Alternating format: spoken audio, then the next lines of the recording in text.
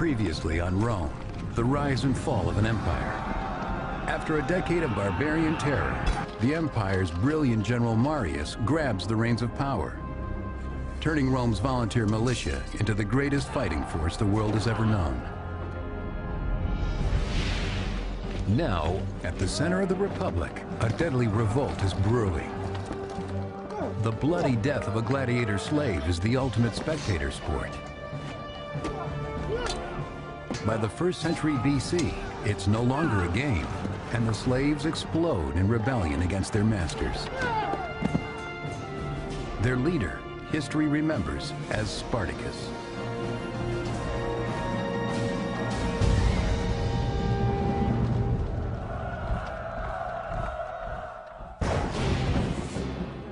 Rome's powerful army and philosophy of conquest have enriched the Republican territory, treasure, and slaves. Captured on the battlefield or in conquered towns, the slaves become a commodity. Slaves were people, and the Romans knew it, but they pretended that slaves weren't people, that they were tools with limbs and arms and voices. Between the 3rd and the 1st centuries BC, the Roman Republic expands from central and southern Italy to encompass almost all the Mediterranean. And so the slave markets fill, and eager buyers pick over the merchandise. If 30% of the population of the Italian peninsula was enslaved in the 1st century BC, that would be roughly equivalent with the number of slaves that there were in the American South on a per capita basis, where it's true that probably 35% of the population was enslaved in, say, the 1850s. Slaves could be born into slavery.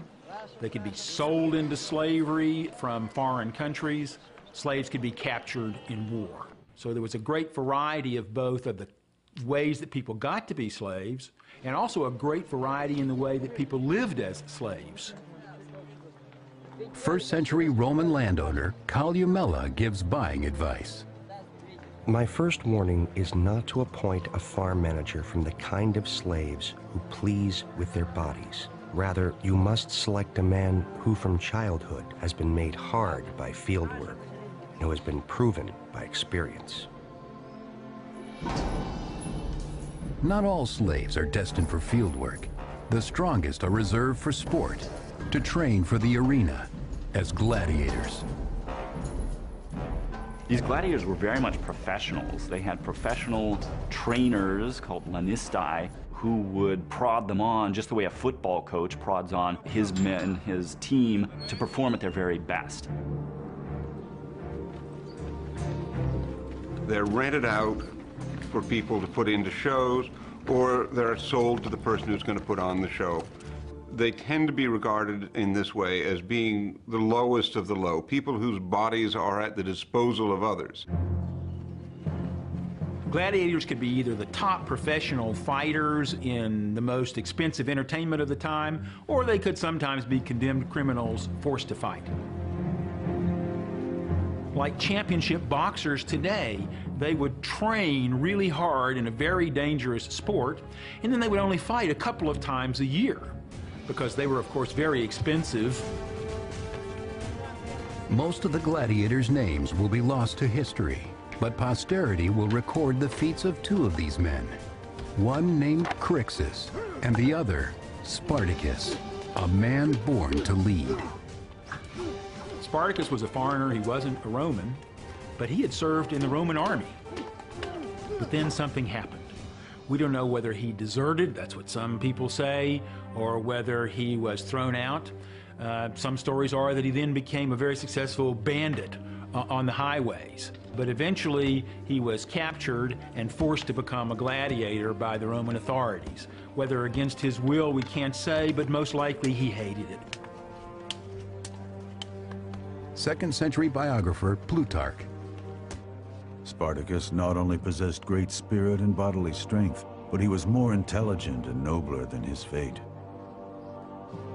Whatever twist of fate brought Spartacus to slavery, it's clear he will not accept it idly.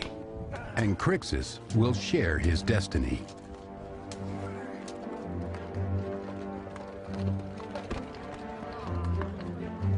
Few gladiators live to retire. Most die a horrible, violent death, whether in a small regional arena or a great coliseum. Sometimes the crowd is asked to choose the weapons, relishing the violence to come. People were prepared to witness other human beings engaged in mortal combat before their very eyes, and this was tremendously exciting for them. By the late Republic, already people are becoming heroes for becoming gladiators, and they're able to attain some measure of status, at least some measure of popularity with the masses because of their abilities as fighters. By the luck of the draw, the gladiators learn who among them will be the first to die.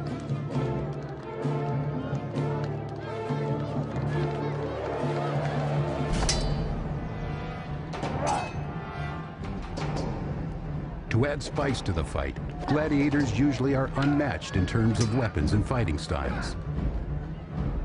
Whatever style they fight, their inadequate armor can't protect their lives. They had trained for months, years, so they could use their particular weapons, having to get so close that they could see the spittle in their opponent's mouth, or they hoped the fear in his eyes. And the smell of blood would have been overwhelming. This was an excitement to the crowd. It was a sign to the gladiators that their very life was at stake.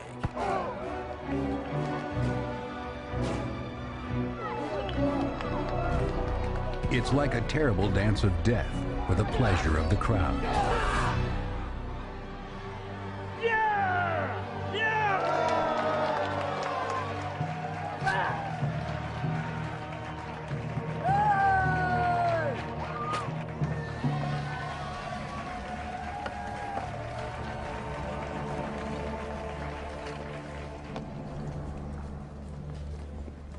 But in 73 BC, at the Ludus, or gladiator school, a group of trainees grows tired of taking orders from the Roman guards. They decide that if death awaits them, it will not find them in the arena. Abused and angry, they conspire to put their lives and their training on the line to change their fates.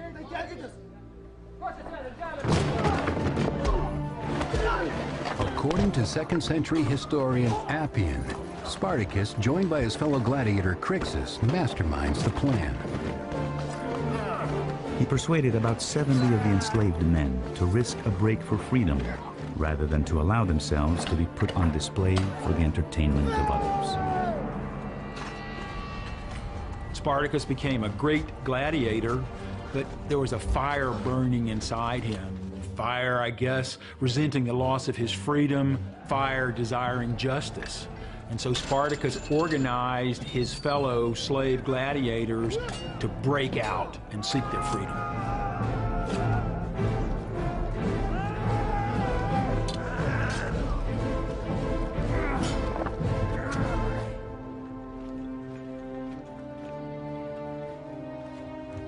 The local militia, unused to combat, are wary of the rebels they hunt. They've seen them in the arena. They know the kind of men they're facing.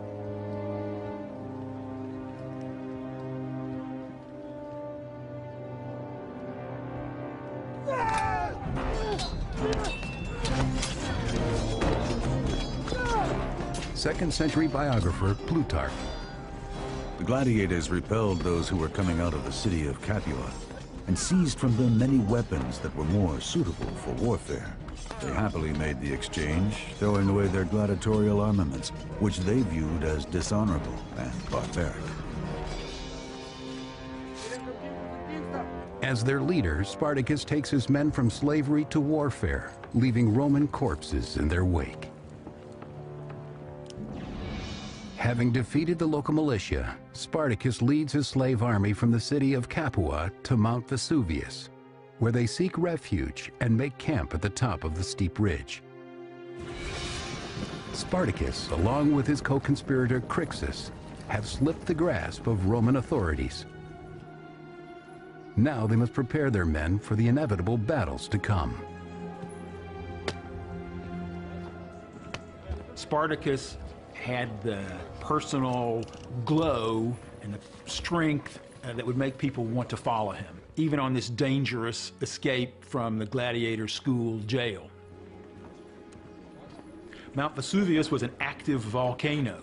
It was a dangerous place to hide out, but Spartacus knew that he and his escaped gladiators could find a position on Mount Vesuvius to organize and plan.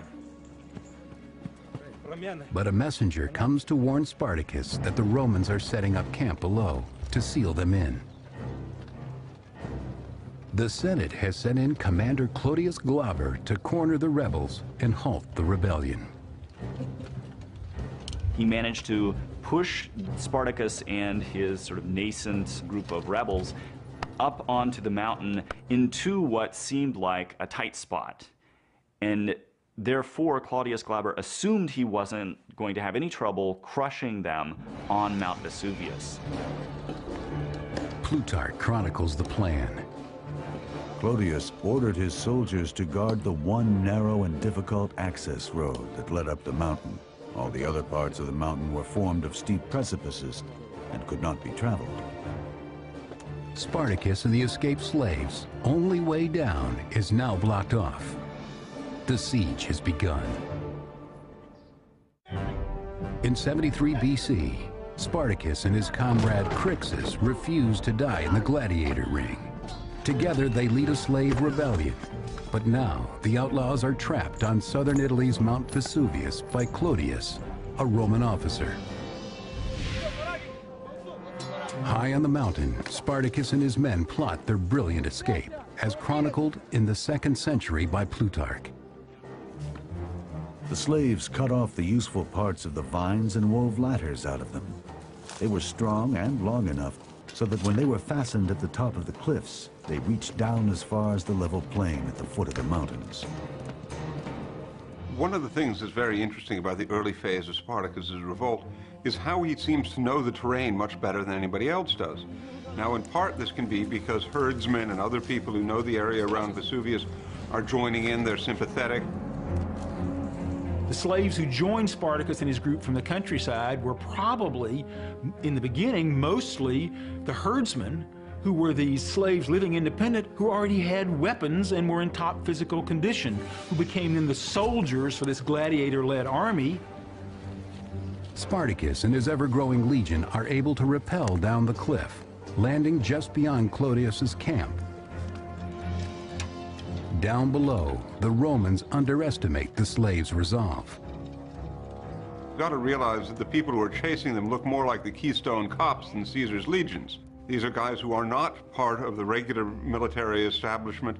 They're being led out by officers who aren't very good officers, who probably have very little knowledge themselves of the countryside because it's the area where they send their slaves.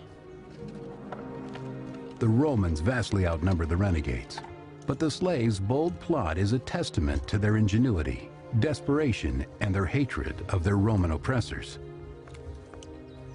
And to the ultimate disgrace of the Roman army, these thousands of Roman soldiers and their commander are routed by this small band of gladiators who had attacked them from behind by climbing down the cliff on their ropes woven from vines.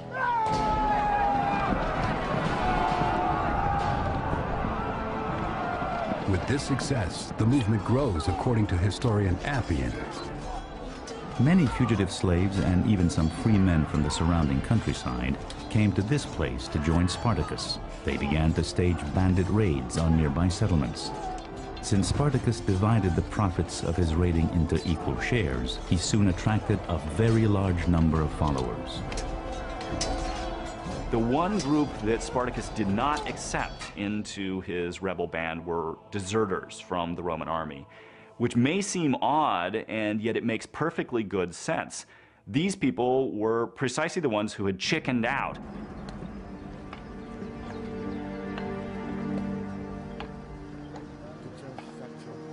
Second-century author Florus. The daily arrival of new recruits formed themselves into a regular army. They made rough shields out of branches covered with animal hides, and swords and spears by melting down and recasting their shackles from the slave barracks. What they cannot make, Spartacus and his men scavenge from the dead bodies. The amazing thing about the Spartacus revolt is that the slaves who are trained as gladiators very quickly retool themselves as soldiers, which doesn't mean they fight in precisely the same way that the Roman army does, but Spartacus himself, some sources say, had been a soldier. Throughout 73 BC, the rebels continue south, gaining in numbers and leaving Roman soldiers in defeat.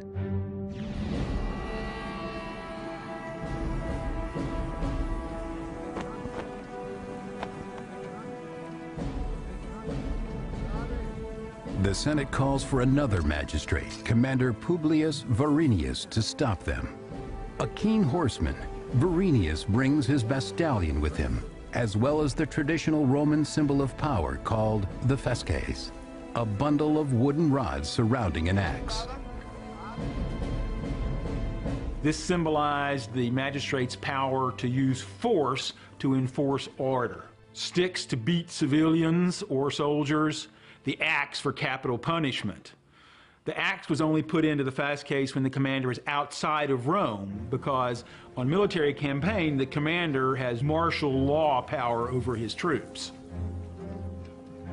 But symbols seem to be of little use to Varinius against a slave army. Spartacus' troops have already bloodied his own, killing his co-commander. Varinius prepares his remaining men for the battle to come. Spartacus, familiar with Roman strategy, stays one step ahead, according to the historian Sallust.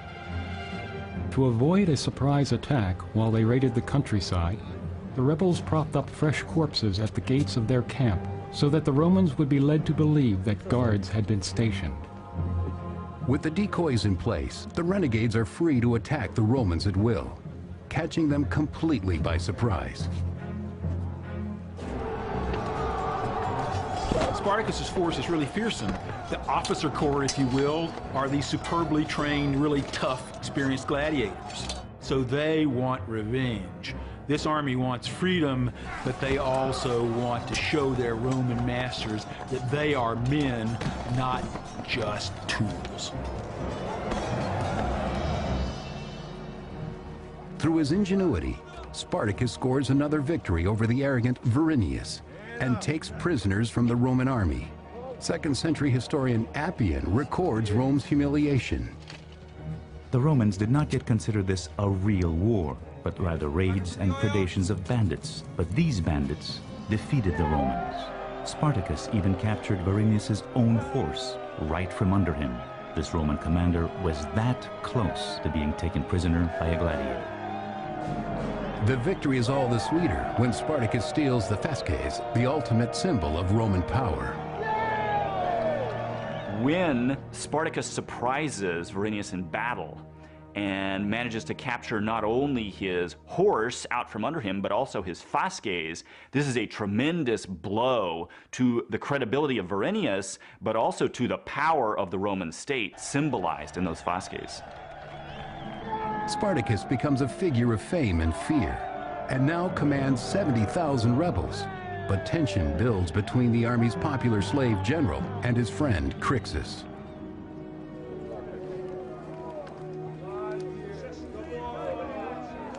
So Spartacus was showing the Romans, I'm as good as a Roman. I, Spartacus, I fought in the Roman army. I have the same understanding of freedom. I have the same understanding of the value of life and death for every man, slave or free. But Crixus becomes consumed with his desire for revenge. He shows the captured Roman soldiers no mercy, writes 5th century historian Orosius. They staged gladiatorial games, using prisoners they had taken. Those who had once been the spectacle were now to be the spectators. The slaves grew more violent with their success. Crixus spurs them on, while Spartacus pleads for order. Their unity begins to falter.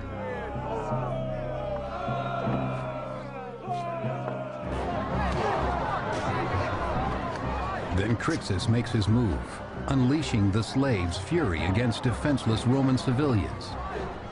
Historian Sallust describes what happens. The fugitive slaves immediately began to rape young girls and married women, killing those who tried to resist. Spartacus himself was powerless to stop them, even though he repeatedly begged them to stop.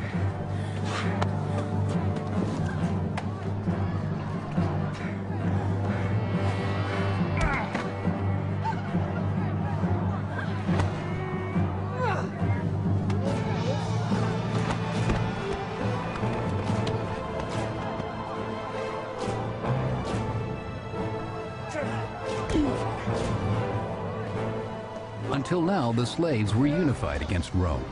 Now they begin to turn against each other. It's the moment the Romans have been waiting for. Southern Italy, 72 BC. The slave Spartacus and his army of rebels have managed to defeat and humiliate the Roman troops dispatched to stop them. But now, as his comrade Crixus exerts his own authority, the conflict is coming from within. At the slaves' makeshift camp, Spartacus makes plans to head across the Alps. But Crixus has ideas of his own, writes the historian Sallust. Crixus and his people wanted to march directly against the enemy in order to force an armed confrontation. Spartacus, on the other hand, advised a different course. Crixus openly challenges his friend's ability to lead. One of the things that's interesting about Spartacus's revolt is that he really doesn't seem to have had a plan. In the area that he is, he's got now probably tens of thousands of supporters, and he's got to move from area to area around Italy to make sure that everybody can eat. Impatient, Crixus abandons the slave camp, taking a faction of rebel soldiers with him. Spartacus is now left to lead his people alone. The two men strike different paths across Italy. With the slave army now divided, Rome prepares to strike hard.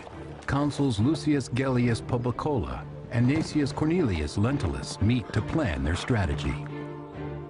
The Romans simultaneously thought of the slaves as contemptuous subhumans, but also recognized that these slaves were tremendously successful in battle against themselves. So in many ways, this made it their worst nightmare that these slaves were defeating them over and over again on the battlefield.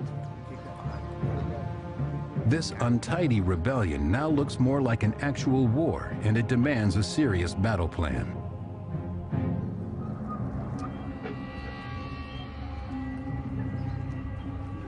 Every village Spartacus enters could hold a trap or an ambush, or sometimes, according to Sallust, a friend.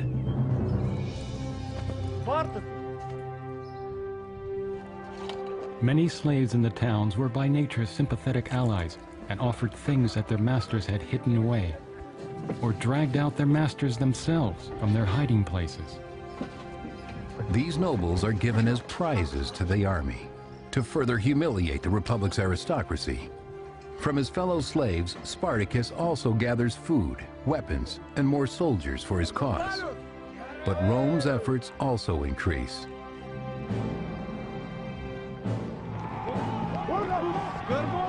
In the Garganus Mountains of Italy's east coast, Crixus and his faction are hunted down by Roman commander Gellius's troops.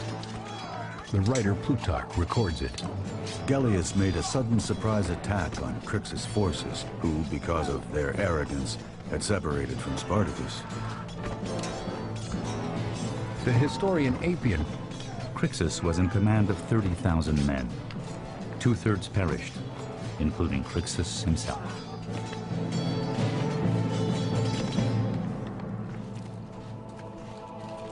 The Roman army scores its first major victory against the rebels, but the mastermind is still on the loose. The Romans don't linger on the killing field before heading out to crush Spartacus. Orchestrating a pincer movement, Roman commanders Gellius and Lentulus camp on either side of the mountain pass, waiting for their prey. But their simple strategy doesn't prepare them for an army of desperate slaves. One of the most important things about Spartacus' revolt was it broke out at a time when the best Roman armies weren't in Italy. They were in Spain or they were off in Turkey. The troops who were sent out against Spartacus had all been recently raised.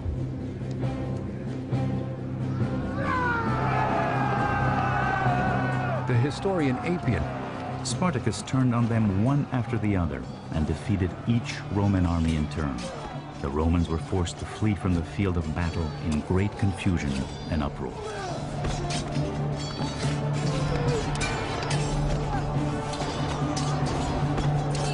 The Roman officers faced a really formidable military challenge, and the Roman officer corps, not being professionally trained, was simply not up to the challenge.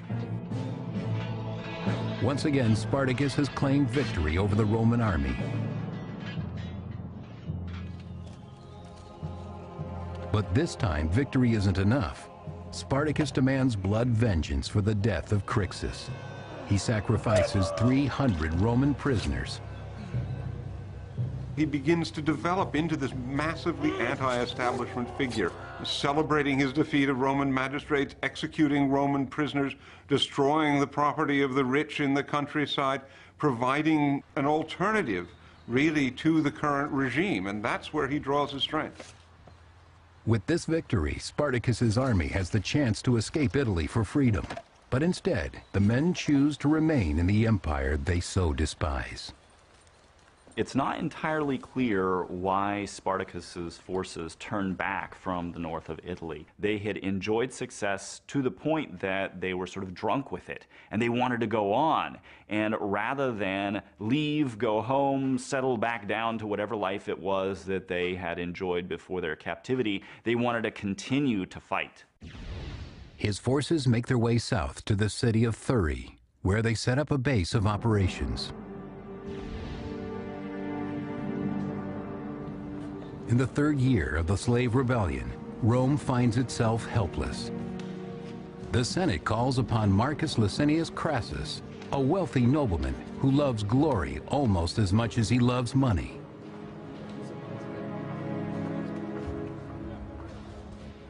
He wanted to be at the top of Roman society, and that required winning military victories. And so he was eager for the chance to defeat Spartacus, which he thought would be easy because slaves, after all, couldn't be seriously dangerous. But Crassus, learning from the failure of others, will not underestimate his foe. A strict disciplinarian, he takes his assignment seriously, for his glory and for the good of Rome.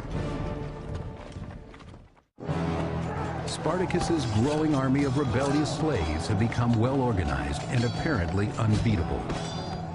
Now Marcus Licinius Crassus has devoted himself and his considerable forces to their destruction. But Crassus finds the Roman force undisciplined, cowardly, and ready to retreat in battle. Crassus will not stand for this. After suffering a humiliating defeat against the rebels, he takes drastic action. He will teach his troops the meaning of obedience through the penalty of decimation.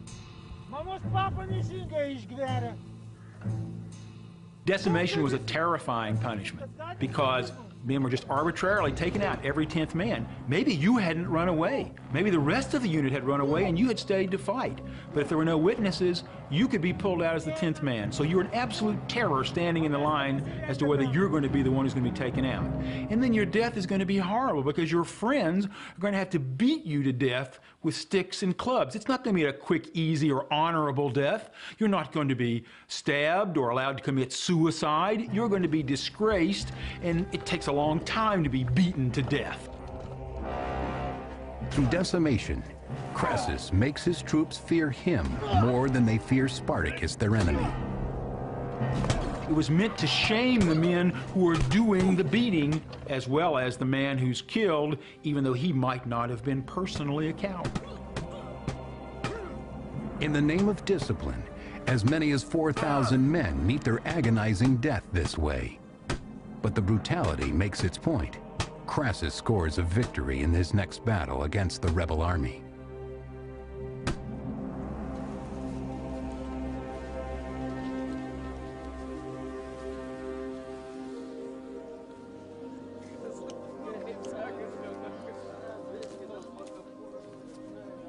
Unlike Spartacus's earlier opponents, Crassus was a really experienced soldier. He knew how to train an army, he knew how to deploy an army, he had the necessary experience.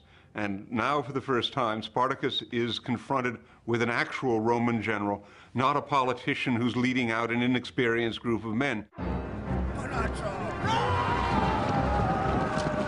The forces engage, a highly trained and able Roman army against a band of desperate, violent rebels. With Crassus in the fray, the balance has started to tip against Spartacus.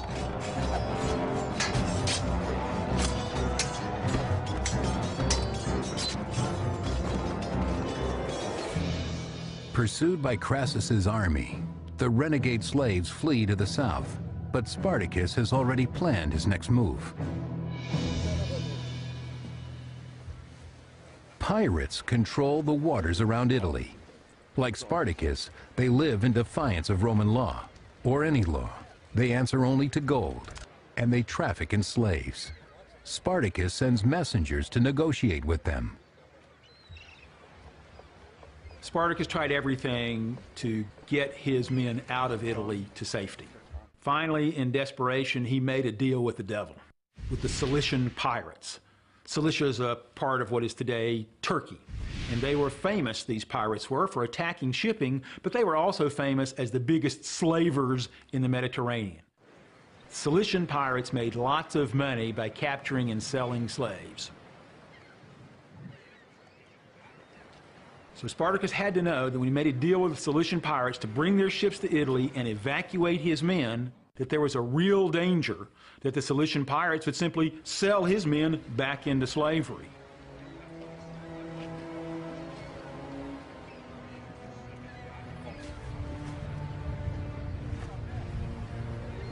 He probably had in mind crossing over into Sicily and occupying the island, almost taking it over as a new territory, a new state where these rebels would be able to face Rome on their own terms.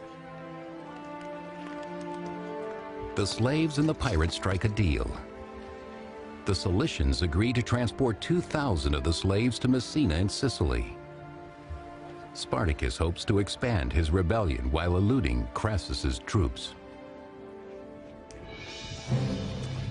They haven't a moment to lose as the legions of Crassus close in, prepared to trap and slaughter the slaves like feral beasts.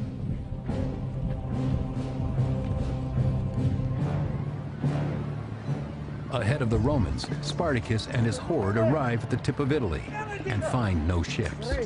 The pirates have betrayed them, and the Romans are closing in.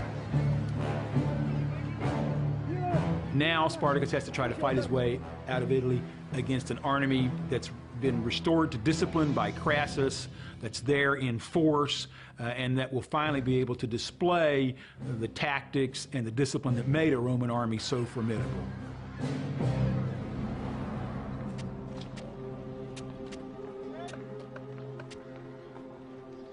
Crassus plays it smart. He knows the strength of Spartacus's forces. He also knows time is on his side. He'll starve the rebels out by walling them in, writes Plutarch. This great and difficult work he perfected in a space of time short beyond all expectation, making a ditch from one sea to the other, over the neck of the land, and above it built a wonderful high and strong wall.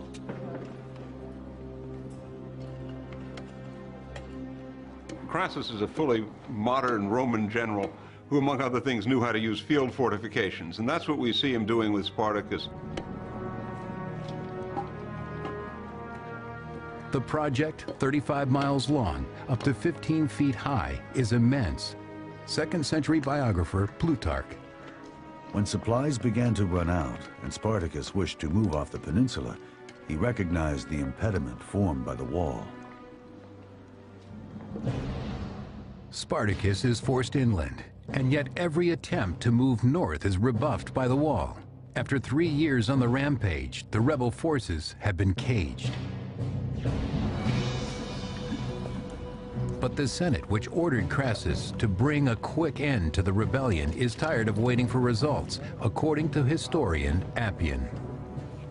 When the Romans learned of Crassus's siege tactics, they thought it unworthy that this work against the gladiators should be prolonged.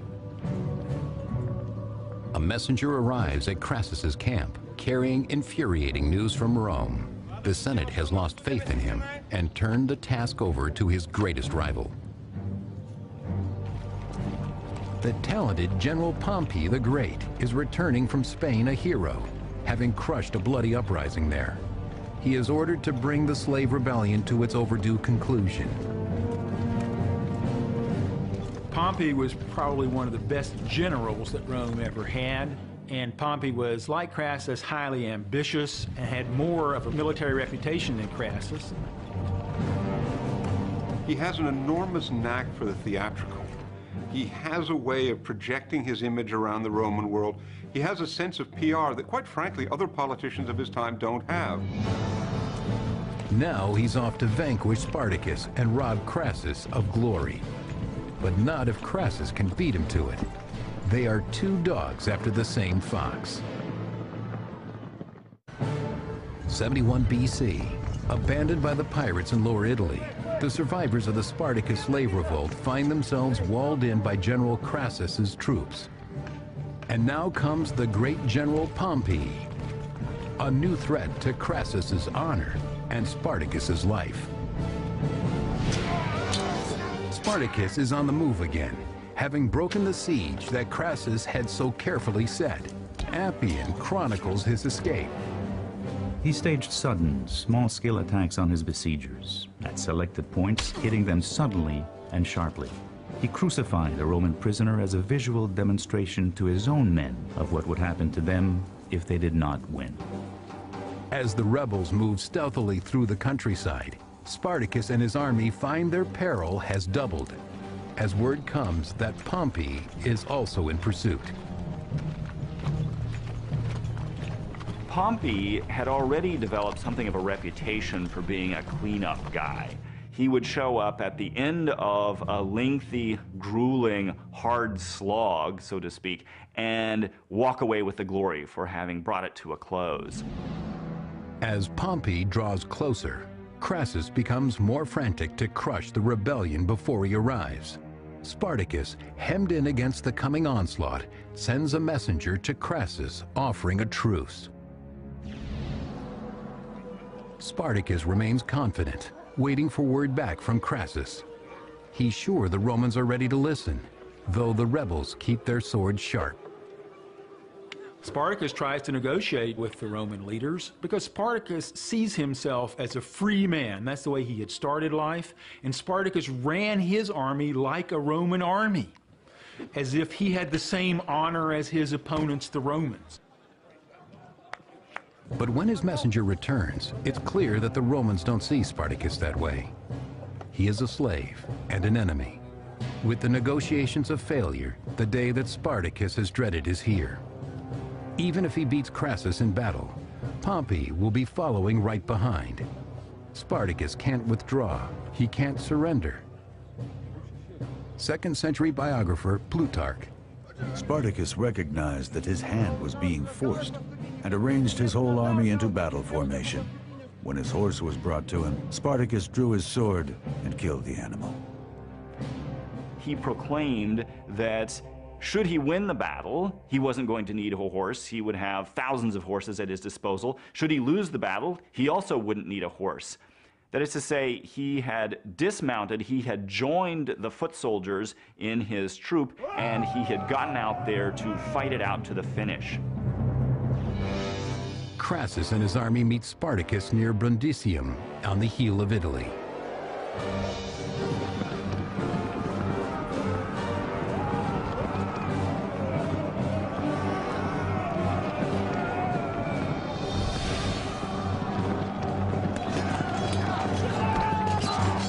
And so the battle begins. 3 years of revolt have led up to this one decisive match between Crassus and Spartacus, the largest confrontation between two strong armies.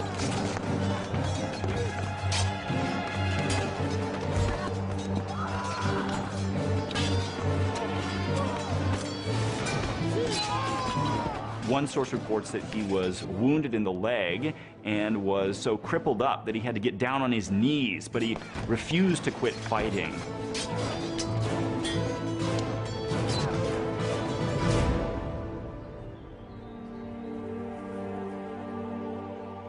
According to historian Appian, the killing was on such a scale that it was not possible to count the dead. The body of Spartacus was never found.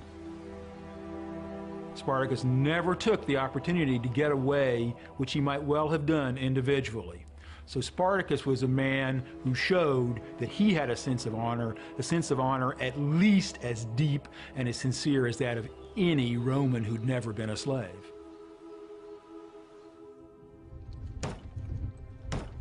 Crassus pursues the survivors, killing all he can find, except 6,000, whom he captures and crucifies along the main road to Rome. They were crucified, spread out at about 30 to 40 feet each, one by one, for 125 miles. So you can imagine the stench and the disgusting sight that anyone would have had traveling that road. If you were a Roman, this stench would have smelled like dead slaves to you. You were glad to see these people, albeit in their disgusting, decaying form. If you were a slave, this was a message. This was what awaited you if you rebelled against the power of Rome.